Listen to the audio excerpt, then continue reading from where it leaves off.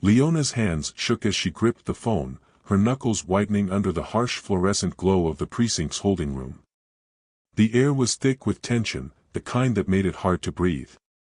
She had been given one call, one chance to reach out to someone who could help. Her mind raced, but there was only one person she could trust, her brother, Marcus. Her fingers trembled as she dialed his number, each digit feeling heavier than the last. The phone rang once, twice, and then his voice came through, steady and calm, like an anchor in a storm. "Leona," he said, his tone immediately shifting to one of concern. He could always tell when something was wrong. "Marcus," she whispered, her voice breaking. "I need you. They've got me here, and they're saying things that aren't true. They're accusing me of something I didn't do. I don't know what's happening, but I'm scared." Her words tumbled out in a rush, each one laced with desperation. She could hear the fear in her own voice, the kind of fear that made her stomach churn and her chest tighten. Marcus didn't hesitate. "Where are you?" he asked, his voice firm but calm, the way it always was when he was about to take control of a situation. Leona gave him the details, her voice barely above a whisper, as if speaking too loudly might make the walls close in around her. She could hear the faint rustling on the other end of the line, the sound of him already moving, already preparing to come for her. "Stay strong, Leona," he said. "I'm on my way. Don't say another word to them. Not one word." His voice was a lifeline, pulling her back from the edge of panic. She nodded, even though he couldn't see her, and clutched the phone tighter, as if letting go would mean losing her last connection to sanity. The call ended, and Leona was left in silence, the weight of the situation pressing down on her. She closed her eyes, trying to steady her breathing, trying to hold on to the image of Marcus's face, his unwavering determination. He would come. He always did. But until then, she was alone in this cold, sterile room, with nothing but her fear and the growing realization that her life, and her freedom, was hanging by a thread. Before we continue, let us know in the comments where you're following this story from. Whether you're in New York, London, Atlanta, or anywhere else in the world, your support means everything. And don't forget to hit that subscribe button so you'll be the first to know when the next part drops. Tomorrow's update is going to be intense, and you won't want to miss it. The sun had barely risen over the quiet streets of Crestwood, a small town that prided itself on its tight-knit community and picturesque charm. But beneath the surface of its manicured lawns and friendly smiles, there was an undercurrent of tension, a quiet unease that lingered like a shadow. Leona Carter had always been aware of it, though she tried to focus on the life she had built for herself and her son, Jordan. Leona's mornings were a carefully orchestrated routine, a testament to her resilience and determination. By 5:30 a.m., she was already up, the soft glow of the kitchen light illuminating her face as she prepared breakfast. The scent of freshly brewed coffee filled the air, mingling with the buttery aroma of toast. She moved with purpose, her hands steady as she packed Jordan's lunchbox, a peanut butter sandwich, an apple, and a small bag of pretzels. It was the same lunch she packed every day, a small act of love that she hoped would carry him through the hours they spent apart. Jordan, her 9-year-old, was still half asleep when he shuffled into the kitchen, his dark curls tousled and his eyes heavy with sleep. "Morning, Mom," he mumbled, sliding into his seat at the table. Leona smiled, brushing a hand over his hair as she placed his plate in front of him. "Morning, sweetheart. Eat up, you've got a big day ahead." Her voice was warm, but there was a flicker of worry in her eyes as she glanced at the clock. She had to be at the hospital by 7 a.m., and the drive was always unpredictable. As a nurse at Crestwood General, Leona was no stranger to long hours and high-stress situations. She thrived in the chaos of the emergency room, her calm demeanor and quick thinking earning her the respect of her colleagues. But today, the weight of her responsibilities felt heavier than usual. The previous night had been rough, a double shift that left her exhausted and on edge. Still, she pushed through, her focus unwavering as she helped Jordan gather his backpack and jacket. "Don't forget your homework," she reminded him, handing him his folder. Jordan nodded, slinging his bag over his shoulder. "I won't, Mom. Promise." He gave her a quick hug before heading out the door, his sneakers crunching against the gravel driveway as he made his way to the bus stop. Leona watched him go, her heart swelling with pride and a quiet ache. He was growing up so fast, and she wished she could shield him from the world's harsh realities. The drive to the hospital was quiet, the radio playing softly in the background as Leona navigated the familiar streets. Crestwood was a town of contradictions, a place where neighbors waved hello but kept their distance, where the promise of safety was often overshadowed by whispers of mistrust. Leona had learned to navigate it carefully, her guard always up, even when she smiled at the cashier at the grocery store or exchanged pleasantries with a colleague. But today, something felt different. As she pulled into the hospital parking lot, she couldn't shake the feeling that the day was about to take a turn, one she wasn't prepared for. Little did she know, the life she had worked so hard to build was about to unravel in ways she could never have imagined. The first sign that something was off came on an ordinary Tuesday. Leona had just finished a grueling 12-hour shift at Crestwood General, her body heavy with exhaustion. The hospital parking lot was nearly empty, the only sound the faint hum of the overhead lights. As she approached her car, she noticed a slip of paper tucked under the windshield wiper. A parking ticket. She frowned, pulling it free and scanning the details. The violation? Parking in a restricted zone. But she had parked in her usual spot, the one she used every day without issue. Confused, she glanced around, half expecting to see someone watching her. The lot was silent, the only movement the flicker of a distant streetlight. She shook her head, dismissing it as a mistake, and tucked the ticket into her bag. It was just a piece of paper, after all. But deep down, a small seed of unease had been planted. The next few days passed without incident, and Leona tried to put the ticket out of her mind. She had bigger things to worry about, like Jordan's upcoming science fair and the mountain of laundry waiting for her at home. But then came the day that changed everything. It was a Friday, and Leona had just finished another long shift. She decided to stop by the grocery store on her way home, her mind already racing through the list of things she needed to pick up. The store was busy, the aisles crowded with shoppers grabbing last-minute items for the weekend. She moved quickly, her basket filling with bread, milk, and a few snacks for Jordan. As she approached the checkout, she noticed a man standing near the entrance, his eyes darting in her direction. She didn't think much of it at the time, too focused on getting home to her son. But as she stepped outside, the man followed her. She could hear his footsteps behind her, quick and deliberate. She quickened her pace, her heart beginning to race. The parking lot was dimly lit, the shadows stretching long across the asphalt. She reached her car and fumbled with her keys, her hands trembling as she tried to unlock the door. Before she could open it, the man was beside her. "Ma'am," he said, his voice sharp and accusatory, "is this your car?" Leona froze, her breath catching in her throat. "Yes," she replied, her voice steady despite the fear rising in her chest. "Why?" The man didn't answer. Instead, he pulled out a badge, revealing himself to be a plainclothes officer.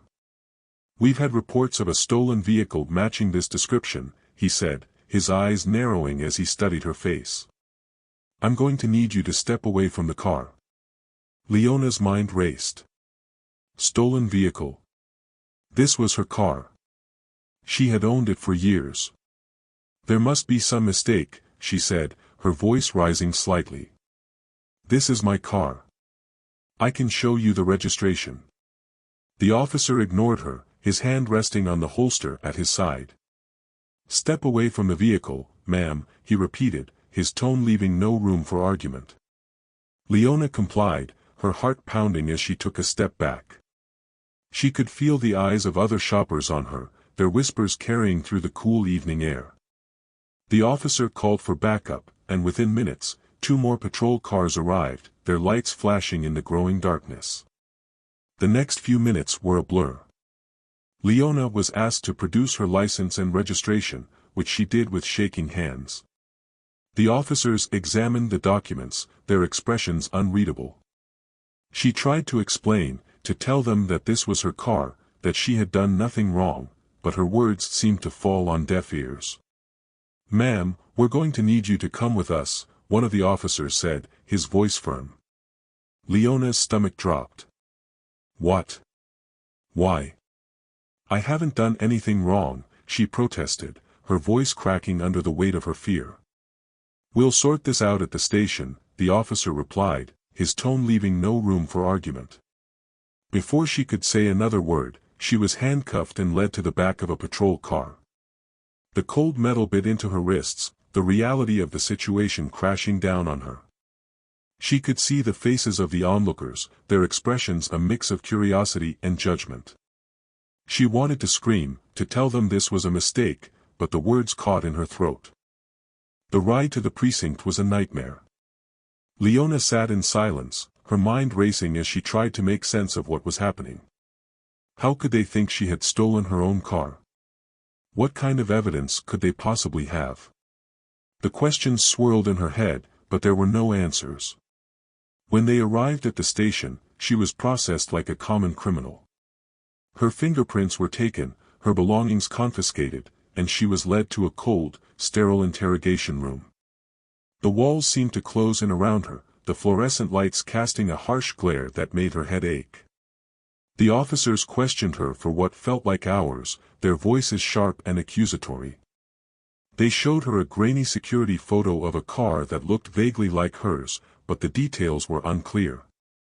They claimed they had a witness who had identified her as the thief, but they refused to provide any specifics. Leona denied everything, her voice growing hoarse from repeating the same words over and over, "This is my car. I didn't steal anything." The interrogation room was suffocating. The walls, painted a dull gray, seemed to close in on Leona with every passing minute. The fluorescent light above flickered intermittently, casting jagged shadows across the table where she sat. Her hands, still cuffed, rested heavily on the cold metal surface. She stared at them, trying to steady her breathing, but the air felt thick, almost unbreathable. The officers had left her alone after what felt like hours of relentless questioning, their voices still echoing in her mind. "You're lying. We have evidence. Just admit it, and this will go easier for you." Their words had been like knives, each one cutting deeper into her resolve. But she hadn't broken. She couldn't. Admitting to something she didn't do wasn't an option, not when Jordan was waiting for her at home. Not when her entire life, her reputation, her career, her freedom, was on the line. When the door finally creaked open, a different officer stepped in, his demeanor slightly less hostile than the others. He placed a phone on the table in front of her. "You get one call," he said, his tone indifferent. "Make it quick." Leona's hands trembled as she reached for the phone. Her mind raced, but there was only one person she could trust to help her, Marcus. Her older brother, the one who had always been her rock, her protector. She dialed his number with shaky fingers, each beep of the dial tone amplifying her anxiety. When he answered, his voice was calm but alert. "Leona? What's going on?" The sound of his voice was enough to make her throat tighten. "Marcus," she whispered, her voice breaking. "I need you. I'm at the precinct. They're saying I stole a car, my car. They arrested me, and I don't know what to do." There was a brief pause on the other end, but she could hear the shift in his breathing, the way his tone immediately sharpened. "Where are you exactly?" he asked, his voice steady but urgent. She gave him the details, her words tumbling out in a rush. "They won't listen to me, Marcus. They keep saying they have evidence, but it's not true. I didn't do anything wrong." "Listen to me," Marcus said, his voice firm but calm. "Don't say another word to them. Not one word. Do you understand?"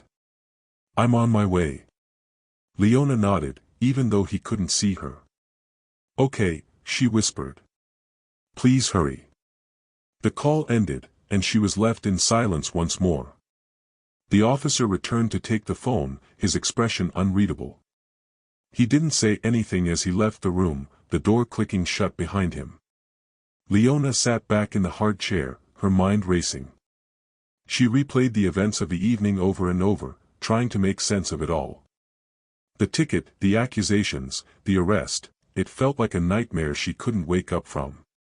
But Marcus was coming. He would know what to do. He always did. Marcus Wilson wasn't just Leona's brother, he was a force of nature. As a Delta Force commander, he was a man who operated in the shadows, his name whispered with a mix of respect and fear by those who knew of him. He had seen the worst of humanity in the most dangerous corners of the world, and it had forged him into someone who was both unbreakable and fiercely protective of those he loved. To Leona, though, he was still the same big brother who had taught her how to throw a punch and had always been there to pick her up when she fell. When Leona's call came in, Marcus was at his apartment, dressed in plain clothes, jeans and a dark hoodie, looking like any ordinary civilian. But the moment he heard her voice, the soldier in him took over. He was out the door in seconds, his movements swift and deliberate. He didn't need to hear the details to know something was terribly wrong. Leona wasn't the type to panic, and if she was calling him from a police station, it meant she was in serious trouble.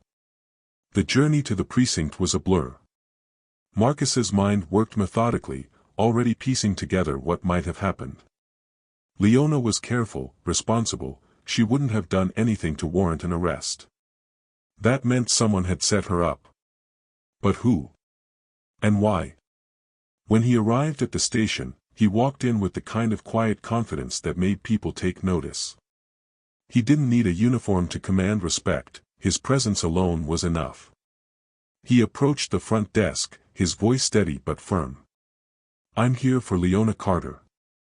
She was brought in tonight. The officer behind the desk glanced up, sizing him up.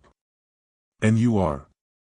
Her brother, Marcus replied, his tone leaving no room for argument. The officer hesitated but eventually nodded, picking up the phone to notify someone. Marcus waited, his eyes scanning the room. He took in every detail, the officers milling about, the tired faces of people waiting in the lobby, the faint hum of fluorescent lights. It was a place he knew well, but tonight, it felt different. Tonight, it was personal. When they finally brought Leona out, Marcus's chest tightened. She looked smaller somehow, her shoulders hunched and her eyes hollow. But when she saw him, some of the tension in her face eased. Marcus, she said, her voice barely above a whisper. He stepped forward, placing a hand on her shoulder. I'm here, he said simply. We're going to figure this out. Marcus demanded to see the evidence against Leona, his tone sharp and unyielding. The officers exchanged glances, clearly uncomfortable with his intensity. Finally, Detective Harass, a wiry man with a smug expression, stepped forward. The evidence will be presented in court, he said, his voice dripping with condescension. Until then, your sister stays here. Marcus's jaw tightened, his hands curling into fists at his sides. You're holding her on what? A hunch? A guess? You have nothing concrete, and you know it. Detective Harass smirked, clearly enjoying the power play. We have enough to hold her. If you have a problem with that, take it up with the judge. Marcus took a step closer, his voice low and dangerous. You're making a mistake. A big one. And when this is over, you're going to regret it. The detective's smirk widened. Is that a threat, Mr. Wilson? Be careful. You might end up right where your sister is. The other officers chuckled, their laughter echoing in the sterile hallway. Marcus's eyes burned with fury, but he didn't rise to the bait. Instead, he leaned in, his voice barely above a whisper. You don't know who you're messing with. But you will. With that, he turned on his heel and walked away, his mind already racing with plans. He would get Leona out of this, no matter what it took. And when he did, he would make sure everyone involved paid for what they had done. As Marcus sat in his sister's apartment, his laptop glowing in the dim light, he couldn't shake the feeling that this fight was bigger than just Leona. It wasn't just about one wrongful arrest or one corrupt detective. It was about a system that had failed, a system that allowed innocent people to be targeted while those in power turned a blind eye. And if it could happen to Leona, it could happen to anyone. But Marcus wasn't just fighting for his sister. He was fighting for everyone who had ever been wronged by the system, for everyone who had ever felt powerless in the face of injustice.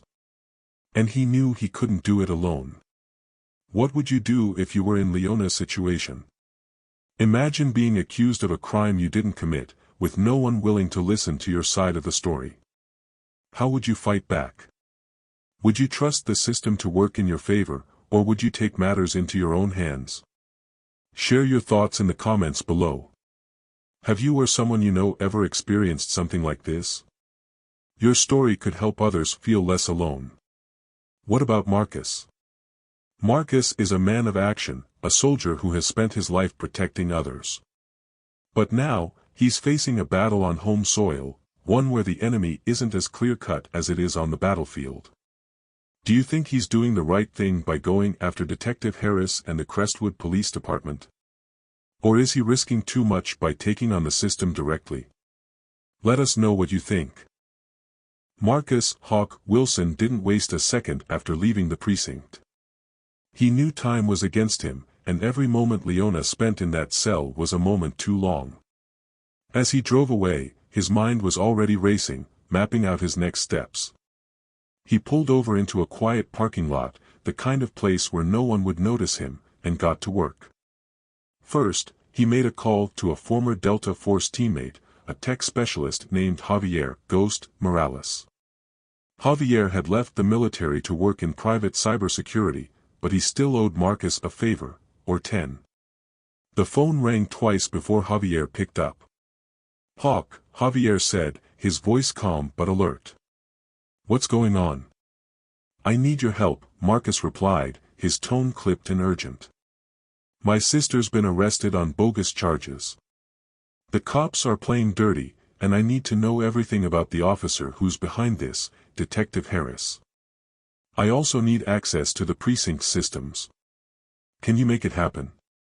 There was a brief pause, and then Javier responded, "Give me an hour.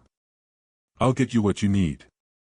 Next, Marcus called another contact, a retired Army intelligence officer named Sarah Collins. Sarah had connections in law enforcement and could dig up dirt faster than anyone Marcus knew. When she answered, Marcus didn't bother with small talk. "Sarah, it's Marcus. I need you to look into Detective Harass and the Crestwood PD. I need everything, past complaints, internal investigations, any ties to misconduct. And I need it fast." Sarah didn't hesitate. "Consider it done. I'll call you back as soon as I have something." By the time Marcus ended the call, he was already dialing another number. This time, it was a former Marine turned private investigator, Mike "Rook" Thompson. Mike was a surveillance expert, and if anyone could track down the so-called witness who had accused Leona, it was him. "Rook, I need you to find someone for me," Marcus said. "Anonymous witness, probably a plant.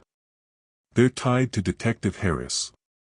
I need to know who they are and why they're targeting my sister." "On it," Mike replied. "I'll start digging." Within an hour, Marcus's network was in motion. Javier was hacking into the precinct systems, Sarah was pulling records on Harass, and Mike was tracking down the witness. It was a well-oiled machine, one that Marcus had built over years of trust and shared missions. And now, it was all being deployed to save Leona. Marcus was about to make another call when he noticed a patrol car pulling into the parking lot. It slowed as it passed his SUV, the officer inside staring directly at him. Marcus didn't flinch. He knew this game. They were trying to intimidate him, to make him second-guess himself. But Marcus wasn't the type to back down. The patrol car parked a few spaces away, and two officers stepped out. They approached Marcus's vehicle, their hands resting casually on their belts. One of them, a tall officer with a smug expression, tapped on the window.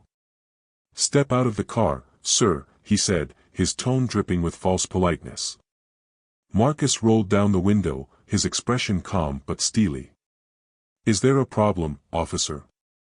"We received a report of a suspicious vehicle in the area," the officer replied. "We need to see your license and registration." Marcus knew this was a power play.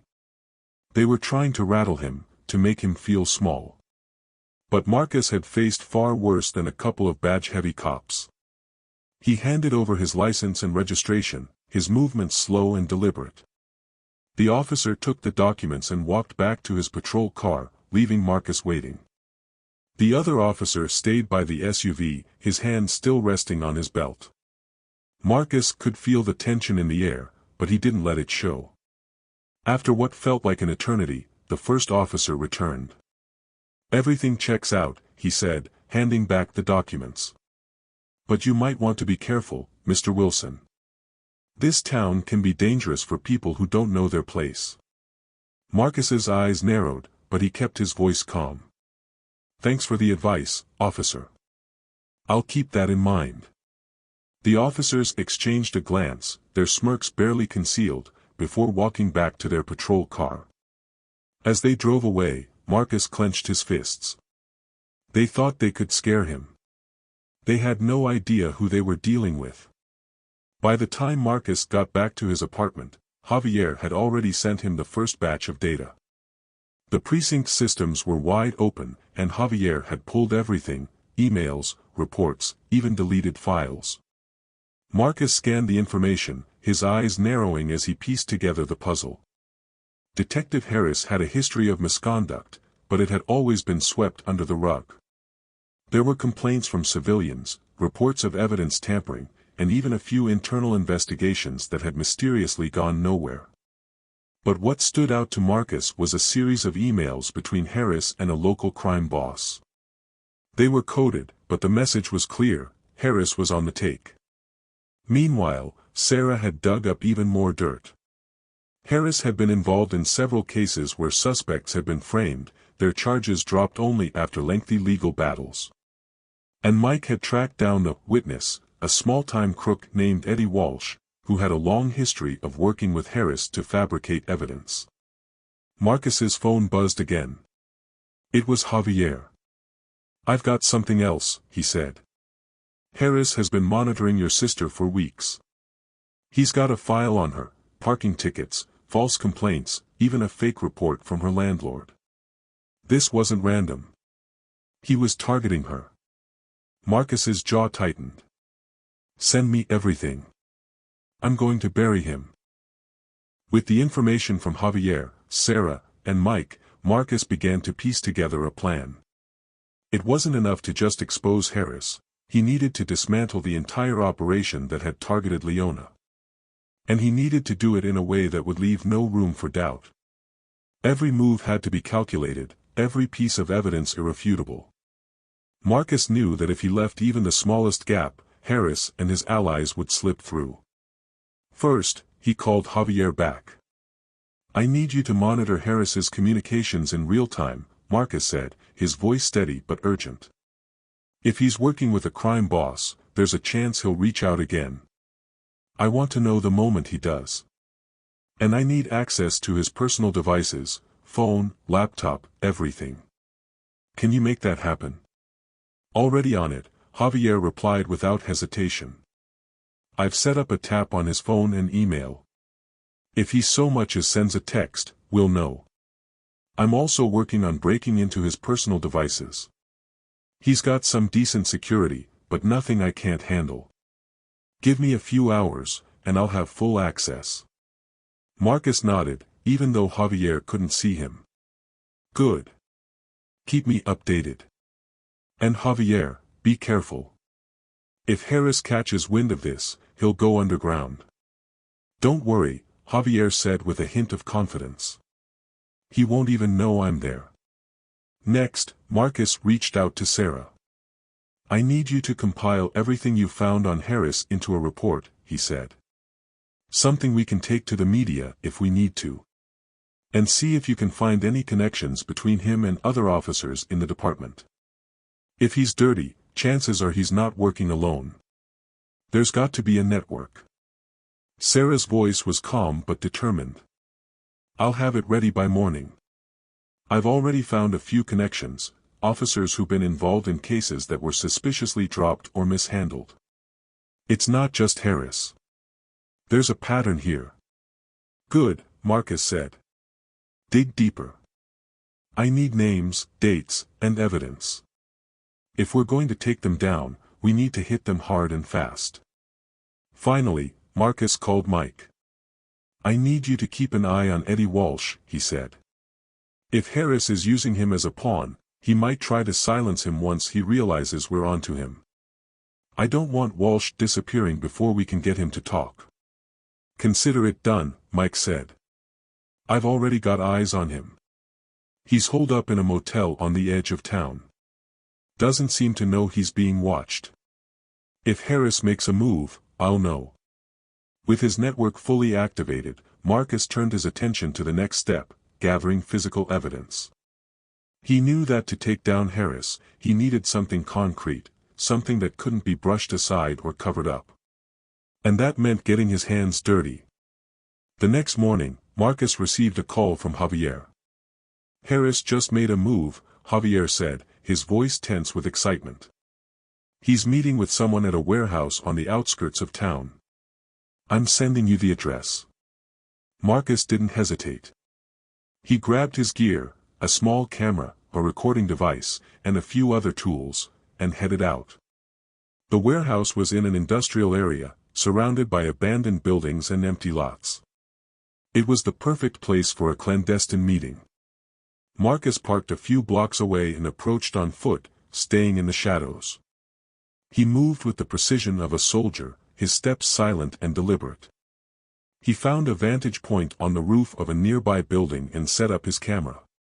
Through the lens, he could see Harass talking to a man in a suit, someone Marcus recognized as a known associate of the local crime boss, Victor Ramos. The conversation was heated, with Harass gesturing angrily and the other man shaking his head. Marcus couldn't hear what they were saying, but he didn't need to. The fact that Harass was meeting with a known criminal was enough. He snapped a series of photos, making sure to capture their faces clearly. Then he activated the recording device, hoping to pick up at least fragments of their conversation. As the meeting ended, Marcus followed Harass as he left the warehouse, making sure to stay out of sight. Harass got into his car and drove off, unaware that he was being watched. Marcus returned to his apartment and uploaded the footage to his computer. He reviewed the images and video, making sure they were clear and usable. Then he called Javier. I've got footage of Harass meeting with a known criminal, Marcus said. I need you to enhance the audio and see if you can get a clear shot of their faces. On it, Javier replied. I'll have it ready in a few hours. While Javier worked on the footage, Marcus turned his attention to the next piece of the puzzle, Eddie Walsh. He called Mike. What's Walsh up to? He asked. Still at the motel, Mike replied. He's been lying low, but I think he's getting nervous. He's made a few calls, but I couldn't get a clear read on who he was talking to. Keep watching him, Marcus said. If Harass tries to contact him, I want to know immediately. With the footage in hand, Marcus began to set his trap. He knew that to take down Harass, he needed to force him into making a mistake. And the best way to do that was to make him think he was untouchable. Marcus called Sarah. I need you to leak a few details about the investigation to Harass, he said. Nothing too obvious, just enough to make him nervous. Let him think we're closing in. Sarah hesitated. Are you sure that's a good idea? If he knows we're onto him, he might try to cover his tracks. That's exactly what I'm counting on, Marcus replied. If he tries to cover his tracks, he'll make a mistake.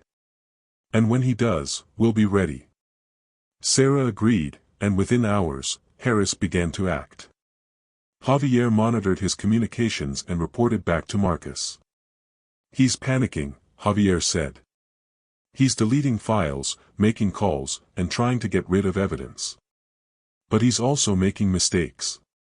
He just sent an email to his crime boss contact, and it's not coded." Marcus smiled. "Perfect.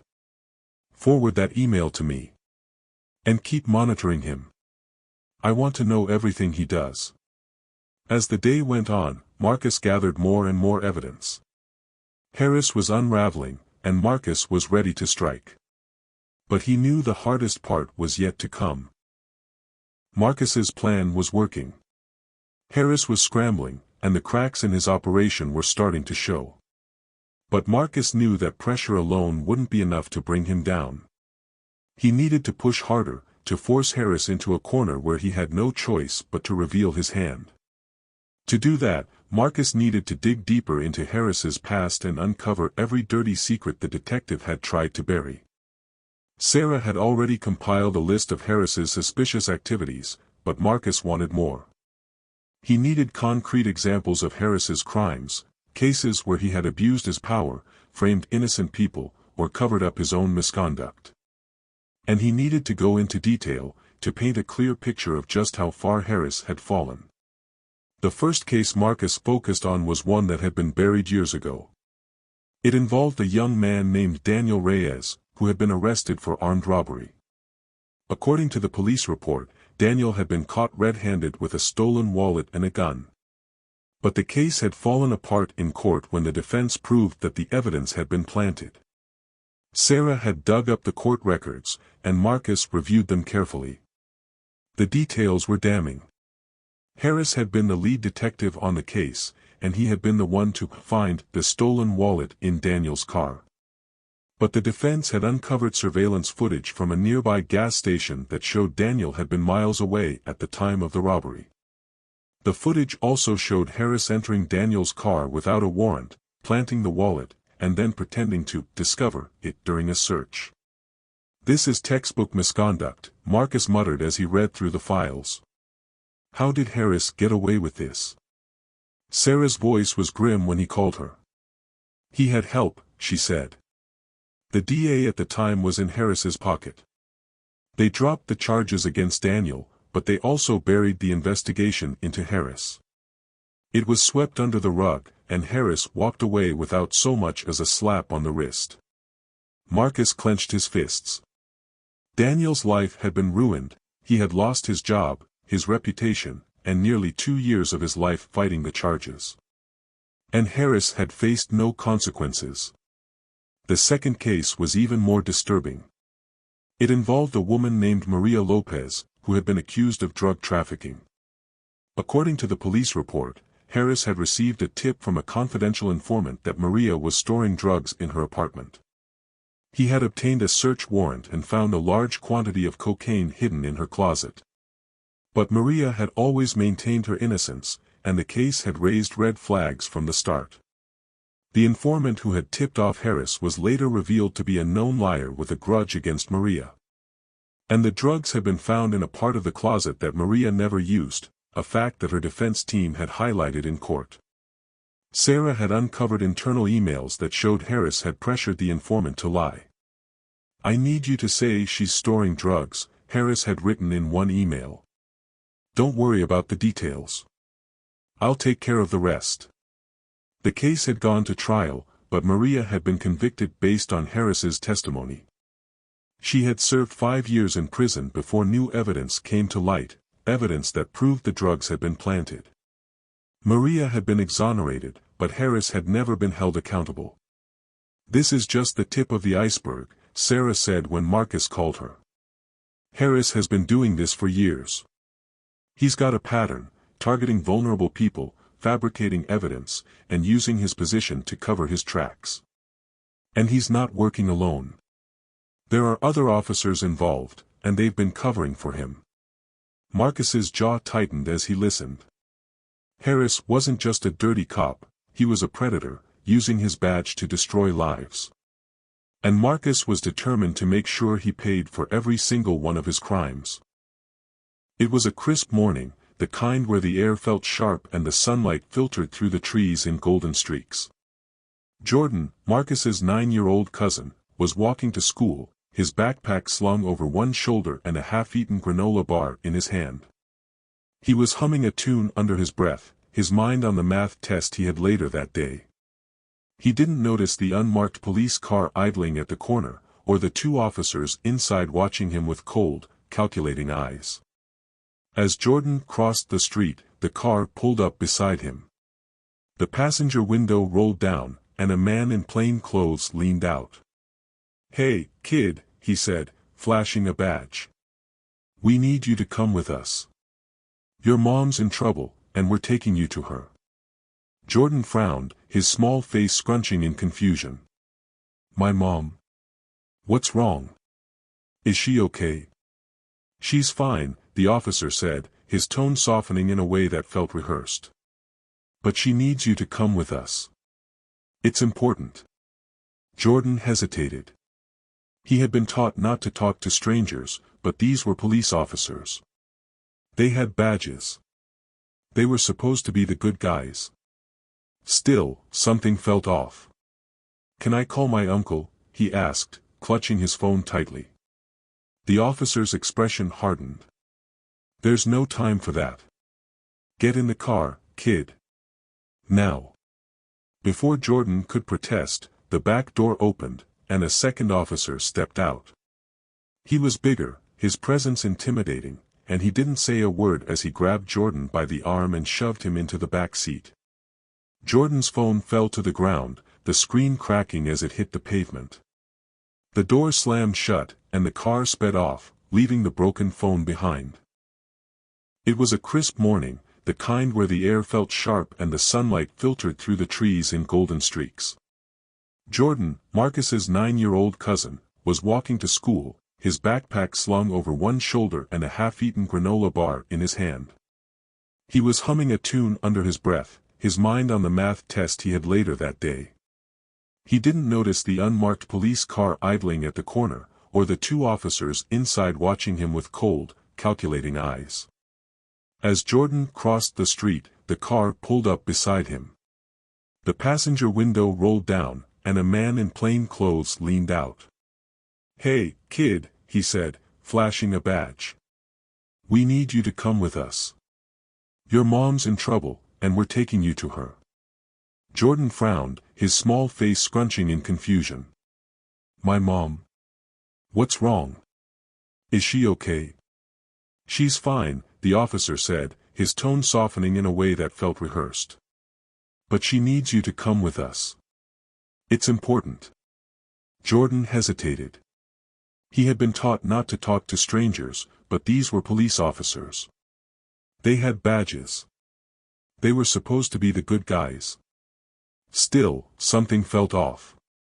"Can I call my uncle?" he asked, clutching his phone tightly. The officer's expression hardened. "There's no time for that. Get in the car, kid. Now." Before Jordan could protest, the back door opened, and a second officer stepped out. He was bigger, his presence intimidating, and he didn't say a word as he grabbed Jordan by the arm and shoved him into the back seat.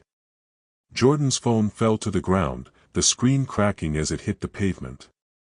The door slammed shut, and the car sped off, leaving the broken phone behind. Marcus was in his apartment, reviewing the latest batch of evidence Javier had sent him, when his phone buzzed. It was an unknown number. He answered, his voice sharp. "Who is this?" "You need to back off," a voice said, low and menacing. It wasn't Harass, but Marcus recognized the tone, someone used to giving orders and expecting them to be followed. "You're playing a dangerous game, Wilson. And if you don't stop, things are going to get ugly." Marcus's blood ran cold, but his voice remained steady. "Who is this?" he repeated, his tone icy. "You don't need to know who I am," the voice said. "What you need to know is that we have your nephew. And if you don't drop this investigation, you're not going to see him again." Marcus's grip on the phone tightened, his knuckles turning white. "If you touch him." "You'll what?" the voice interrupted, mocking. You're out of your league, Wilson. Stay in your lane, or the kid pays the price. The line went dead, and Marcus stood frozen for a moment, his mind racing. Then he was moving, grabbing his jacket and keys, his phone already dialing Javier. "They've got Jordan," he said the moment Javier picked up. "I need you to track his phone. Now." "On it," Javier said, his voice tense. "Give me 2 minutes." Marcus was out the door and in his car by the time Javier called back. "I've got a location," Javier said. His phone was last active near the school, but it's offline now. "I'm pulling up traffic cameras to see if I can spot the car." "Do it," Marcus said, his voice tight. "And call Mike. Tell him to meet me at the school. We're going to find Jordan." The traffic cameras showed an unmarked police car leaving the area near the school, heading toward the outskirts of town. Javier tracked its route, narrowing down the location to an abandoned barn on the edge of a wooded area. Marcus and Mike arrived within minutes, their movements swift and silent as they approached the barn. The place was heavily guarded. 2 officers stood at the entrance, their hands resting on their holsters, while another patrolled the perimeter. Marcus counted at least 5 men in total, all armed and alert. But Marcus wasn't worried. He had faced worse odds in far more dangerous places. "We need to move fast," Marcus whispered to Mike. "Jordan's in there, and we don't know what they're doing to him." Mike nodded, his expression grim. "I'll take the 2 at the entrance. You handle the perimeter." Marcus didn't argue. He moved like a shadow, slipping through the trees until he was behind the officer patrolling the perimeter. The man never saw him coming. Marcus moved in close, his arm snaking around the officer's neck in a chokehold. The man struggled for a moment, then went limp. Marcus lowered him to the ground, careful not to make a sound. At the entrance, Mike was already in motion. He took out the first officer with a well-placed punch to the jaw, the man crumpling to the ground before he could react. The second officer reached for his gun, but Mike was faster, disarming him with a swift kick and knocking him out cold. Marcus and Mike moved into the barn, their movements synchronized and precise. Inside, they found Jordan tied to a chair, his face pale and tear-streaked but otherwise unharmed. 2 more officers were standing nearby, their backs to the door. They didn't even have time to turn around before Marcus and Mike were on them. The fight was brutal but brief. Marcus took down one officer with a series of precise strikes, while Mike handled the other. Within moments, both men were on the ground, unconscious. Marcus knelt beside Jordan, his hands trembling as he untied the ropes. "Are you okay?" he asked, his voice softer than Jordan had ever heard it. Jordan nodded, his small body shaking. "I'm sorry, Uncle Marcus. I didn't mean to." "It's not your fault," Marcus interrupted, pulling Jordan into a tight hug. "You're safe now. That's all that matters." As Marcus and Mike led Jordan out of the barn, they were met by a group of officers, Harass among them. The detective's face was twisted in anger, his hand resting on his holster. "You're making a big mistake, Wilson," Harass said, his voice low and dangerous. "You think you can just waltz in here and take the kid? You're out of your depth." Marcus stepped forward, his expression calm but his eyes burning with fury. "You're the one who's out of your depth, Harass. You messed with the wrong family." Harass smirked, but there was a flicker of uncertainty in his eyes. "You've got no proof. No evidence. This is all just a desperate stunt." "Oh, we've got proof," Marcus said, his voice cold. "And when we're done, you're going to wish you'd never crossed me." The tension in the air was palpable, the 2 men staring each other down like predators circling their prey. But before Harass could respond, Marcus turned to Mike. "Get Jordan out of here. I'll handle this." Mike nodded, leading Jordan away as Marcus faced off against Harass and his men. The confrontation was inevitable, and Marcus was ready. He had fought battles far more dangerous than this, and he wasn't about to back down now. The investigation into Detective Harass and his accomplices revealed a web of corruption that extended far beyond one rogue officer. It wasn't just Harass who had been abusing his power, it was an entire system that had allowed his actions to continue unchecked. The evidence Marcus and his team had gathered painted a damning picture of a police department that had turned a blind eye to misconduct for years. Sarah's report detailed how Harass had been involved in at least a dozen cases where evidence had been tampered with, witnesses had been intimidated, and innocent people had been framed. But what was even more shocking was the number of officers who had helped him cover his tracks. Internal emails showed that Harass's superiors had known about his misconduct but had chosen to ignore it, either out of fear of scandal or because they were complicit themselves. One email, in particular, stood out. It was from Harass to his immediate supervisor, Lieutenant Daniels. "We need to make sure this case goes away," Harass had written. "The last thing we need is another lawsuit." Daniels had responded with a single line, "Handle it quietly." Marcus read the email with a mixture of anger and disbelief. This wasn't just about Harass, it was about a culture of corruption that had been allowed to fester within the department. And it wasn't just Crestwood. Similar cases had been reported in neighboring towns, suggesting that the problem was far more widespread than anyone had realized. When the evidence was presented to the district attorney, the response was swift. Harass and several other officers were immediately suspended pending further investigation. The department issued a statement condemning their actions and promising a full internal review. But Marcus knew that words weren't enough. He wanted to see real change, and he wasn't going to stop until he got it. The internal review revealed even more damning details. Officers had been using their positions to intimidate witnesses, falsify reports, and cover up their own misconduct. In one case, an officer had been caught on camera planting drugs in a suspect's car. In another, a detective had coerced a confession out of a mentally disabled man who had no connection to the crime. The department was forced to respond. New policies were put in place to prevent future abuses, including mandatory body cameras for all officers and stricter oversight of internal investigations. But Marcus knew that policies alone wouldn't solve the problem. The real issue was the culture of the department, a culture that had allowed corruption to thrive for far too long. The news of the investigation sent shockwaves through the community. For years, residents had suspected that something was wrong, but they had never had proof. Now, with the evidence laid bare, the anger and frustration boiled over. Protests erupted outside the police station, with residents demanding accountability and transparency. Local leaders called for the resignation of the police chief and the officers involved in the scandal. The media picked up the story, and soon it was making headlines across the state.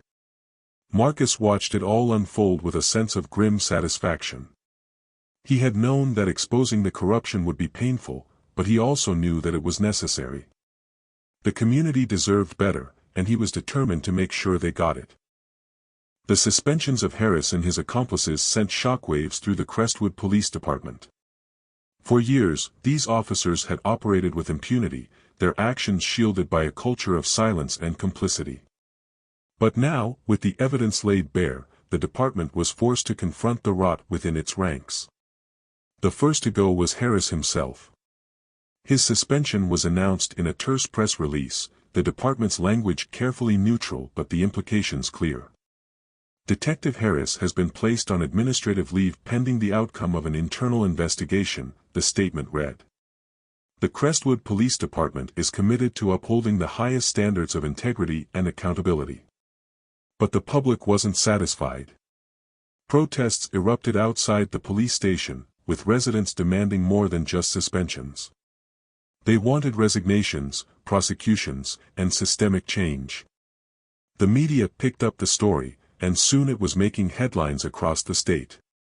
Reporters dug into Harass's past, uncovering a pattern of misconduct that stretched back years. Marcus watched it all unfold with a sense of grim satisfaction. He had known that exposing the corruption would be painful, but he also knew that it was necessary. The community deserved better, and he was determined to make sure they got it. The internal review was a long and painful process. Investigators pored over years of case files, interviewed dozens of officers, and uncovered a pattern of misconduct that went far beyond Harass. Officers had been using their positions to intimidate witnesses, falsify reports, and cover up their own misconduct. In one case, an officer had been caught on camera planting drugs in a suspect's car. In another, a detective had coerced a confession out of a mentally disabled man who had no connection to the crime. But the most significant outcome of the investigation was the reopening of dozens of cases tied to Harass and his accomplices. Defense attorneys and advocacy groups seized on the revelations, filing motions to revisit convictions that had been based on tainted evidence or coerced confessions. The courts were inundated with requests, and judges were forced to confront the ugly truth: innocent people had been wrongfully jailed because of Harass's actions. One of the first cases to be revisited was that of Daniel Reyes, the young man who had been framed for armed robbery. His conviction was overturned, and he was released after spending nearly 2 years in prison. At a press conference outside the courthouse, Daniel fought back tears as he spoke to reporters.